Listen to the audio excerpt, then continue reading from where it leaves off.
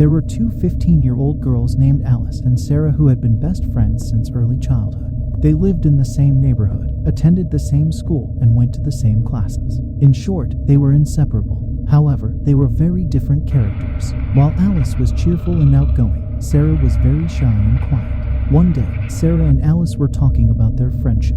"Do you think we'll be best friends forever?" asked Alice. "I think so," replied Sarah. "Why wouldn't we?" "I don't know," said Alice. "Sometimes when people get older, they grow apart." "I have an idea," said Sarah. "Let's take a blood oath." "A what?" asked Alice, surprised. "A blood oath," said Sarah. "Look, we both have to swear that we will be BFFs, best friends forever. If we ever lose touch, we both swear that we will do everything we can to make sure we will be together forever." "That's nonsense, Sarah," said Alice. "We won't lose touch. We'll always be together." But Sarah continued to insist. With a mixture of amazement and amusement, Alice finally agreed to the proposal. Sarah found 2 needles and handed one to Alice. The girls took a piece of paper and wrote "Best Friends Forever" on the top and then signed their names at the bottom. They lit a candle and heated the tips of the 2 needles in the flame. Taking their needles, both girls pricked their index fingers and each smeared a drop of blood next to their signature. Their blood oath was now sealed. As the years passed, the girls grew up and left school. Alice went away to college in another city, while Sarah stayed in their hometown and got a job in a local store. Both of them got boyfriends and fell in love. The girls still kept in touch by phone, calling each other at least once a week. When Alice had completed her law degree, she got a good job and decided to get married. The couple bought a house and settled down. A few years later, they had a beautiful baby boy. Alice was so busy with her family that she rarely found time to call Sarah. It wasn't long before the phone calls stopped completely and the friends lost touch with each other. Although Alice would sometimes still think about her best friend from her youth, she never took the trouble to pick up the phone and call her. In the end, life had led the 2 women down different paths and they had not seen each other since they left school. One night, Alice had a horrible nightmare. She was driving along an endless highway when suddenly a truck in front of her began to swerve into her lane. The truck skidded and then collided with her car. She woke up suddenly, soaked in sweat. Just as she was trying to calm herself down, she heard her front doorbell ringing. She glanced at the clock by her bedside and realized it was after 3 a.m. Her husband was fast asleep on the other side of the bed. At that moment, the doorbell rang again, insistently. Wondering who could be coming to visit at that time of night,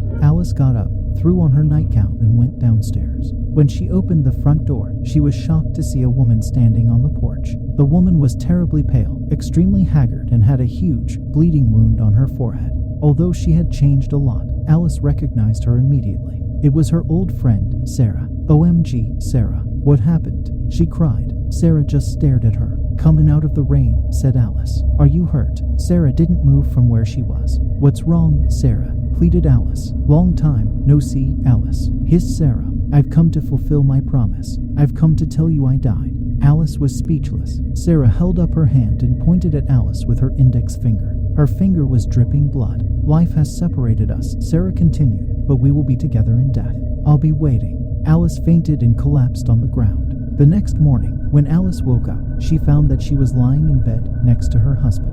She rubbed her eyes and wondered if the events of last night had all been just a bad dream. At breakfast, she turned on the television and what she saw chilled her to the bone. The local newscaster was saying that, the night before, at 3 a.m., there had been a fatal traffic accident.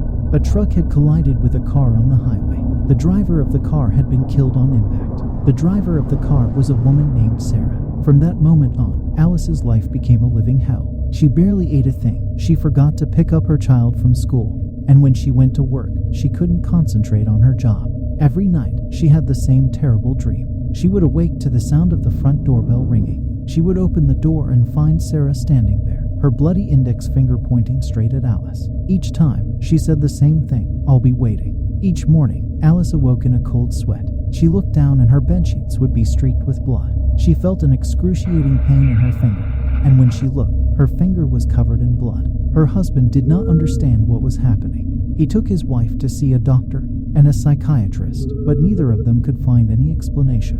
Alice's condition only grew worse, and in her nightmares, she began seeing Sarah standing at her bedside, pointing with her bleeding finger. One night, the husband was awakened by a dreadful noise. It was the sound of breaking glass. He ran out to the bathroom and discovered that the window was broken. Peering outside, he saw Alice lying on the sidewalk, her limbs askew. The horrified man rushed downstairs and out the front door. There was a pool of blood around his wife's head. Beside her, on the pavement, someone had written in her blood, "Friends forever." One night a woman went out for drinks with her girlfriends. She left the bar fairly late at night, got in her car and onto the deserted highway. After a few miles, she noticed she was low on gas and pulled into a gas station. She was frightened by the odd behavior of the attendant, who kept trying to get her to leave the car and join him in the office. She refused and drove off as fast as she could. As she drove, she noticed a lone pair of headlights in her rear view mirror, approaching fast. As the car pulled up behind her, dangerously close to her tailgate, and the brights flashed. Now she was getting nervous. The car behind her kept flashing the lights off and on, and the driver seemed to be shouting and making signs with his hands through every stoplight and turn. It followed her until she reached home and pulled into her driveway. Terrified, she made a mad dash into her house and called the police. As she ran from the car, so did the driver of the car behind her, and he screamed, "Lock the door and call the police. Call 911. When the police arrived, the horrible truth was finally revealed to the woman.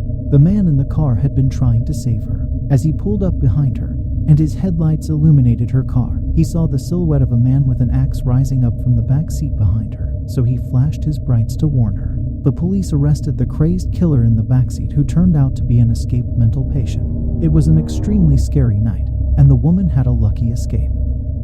When I was a kid, I would race up to the top of the stairs as fast as I could, like it was some sort of silly game. Well, I must have been 5 or 6 at the time. I'm not sure, but I know I was very little. Somewhere along the way, a voice at the top of the stairs started to whisper to me. It would make bets with me, such as, "I bet you a penny you can't make it to the top of the stairs." I don't really think there was a certain amount of time or anything. As I said, I was very little, so I probably didn't have any counting abilities anyway. I recall just sitting at the top of the stairs, having conversations with this voice about the betting, of course. Eventually, the voice started to bet me my life. Instead of pennies, it'd say, "I bet you your life you can't make it up the stairs." As I got older, it stopped. I never really thought about it at all. I never mentioned it to anyone. Until one night I was sleeping over at my brother's place, and we were talking about spooky stories. Out of nowhere, I brought up the voice at the top of the stairs, and my brother got all quiet. Before I even mentioned anything, he said, "Did it make bets with you?" We both looked at each other, horrified.